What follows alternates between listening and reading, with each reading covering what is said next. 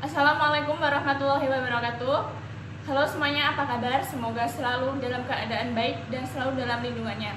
Nah, pada kesempatan ini saya akan menyampaikan mengenai bagaimana sih implementasi sila kelima Pancasila, yaitu sila keadilan sosial bagi seluruh rakyat Indonesia di Indonesia ini sendiri. Nah, untuk mengetahui bagaimana implementasinya, maka terlebih dahulu kita harus mengetahui pasal-pasal dalam Undang-Undang Dasar 1945 yang berkaitan dengan sila kelima, sila keadilan sosial bagi seluruh rakyat Indonesia. Nah, berbicara mengenai pasal-pasal dalam Undang-Undang Dasar 1945 yang berkaitan dengan sila kelima, kali ini saya hanya akan mengambil beberapa pasal saja. Yang pertama ya, yang berkaitan mengenai implementasi sila kelima Pancasila. Yang pertama itu terdapat dalam pasal 28B, terutama dalam ayat 2. Saya bacakan bahwa pasal 28B ayat 2, setiap anak berhak atas kelangsungan hidup, tumbuh dan berkembang serta berhak atas perlindungan dari kekerasan dan diskriminasi. Nah, yang kita garis bawahi di sini adalah diskriminasi. Jadi teman-teman sudah tahu bahwa diskriminasi itu membedakan antara seseorang dengan orang lain, itu baik dengan perbedaan ras, suku, agama, golongan, kelas sosial maupun yang lainnya.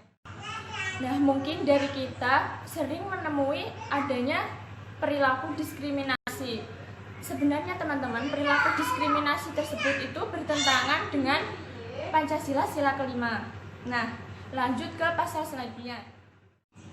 Nah, untuk pasal selanjutnya yaitu terdapat dalam Undang-Undang Dasar 1945 pasal 33 ayat 1.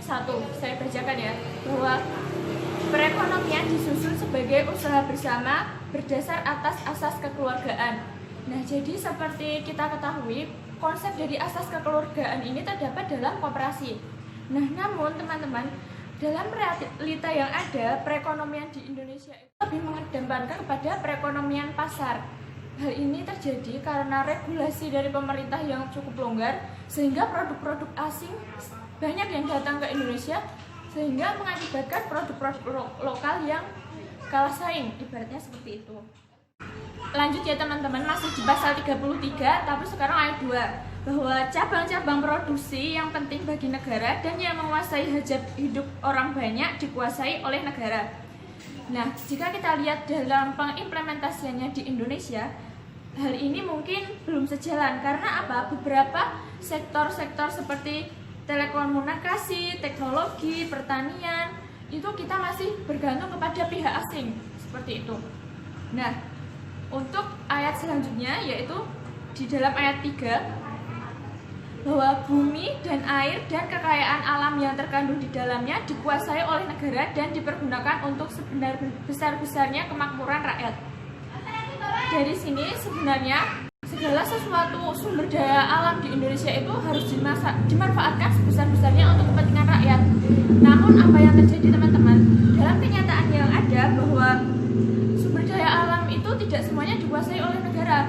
Terdapat beberapa seperti Freeport, Indosat itu malah menjadi berada dalam kekuasaan asing. Selanjutnya, lanjut ke pasal berikutnya yaitu dalam pasal 34 ayat 1. Jadi, fakir miskin dan anak-anak terlantar dipelihara oleh negara.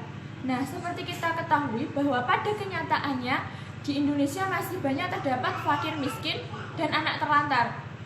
Bahkan apalagi ini di masa pandemi ini terdapat banyak pekerja-pekerja yang di PHK, sehingga ini memungkinkan bahwa akan terjadi kenaikan fakir miskin dan anak terlantar di Indonesia. Lanjut selanjutnya yaitu pasal 34 ayat 2, bahwa negara mengembangkan sistem jaminan sosial bagi seluruh rakyat dan memberdayakan masyarakat yang lemah dan tidak mampu sesuai dengan martabat kemanusiaannya. Nah, kita sudah ketahui bersama bahwa sudah terdapat banyak program-program dari pemerintah seperti BPJS, selanjutnya ada sistem jaminan sosial nasional, seperti itu. Namun, memang walaupun sudah ada program tersebut, tapi dalam beberapa masih ada yang perlu diperbaiki.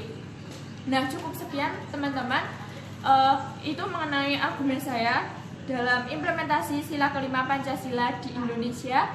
Dalam garis besarnya, mungkin sudah ada upaya-upaya dari pemerintah, namun upaya-upaya tersebut harus selalu ditingkatkan agar lebih baik lagi ke depannya, sehingga sila kelima, sila keadilan sosial bagi seluruh rakyat Indonesia dapat diimplementasikan dengan seutuhnya di Indonesia ini. Sekian, wassalamualaikum warahmatullahi wabarakatuh.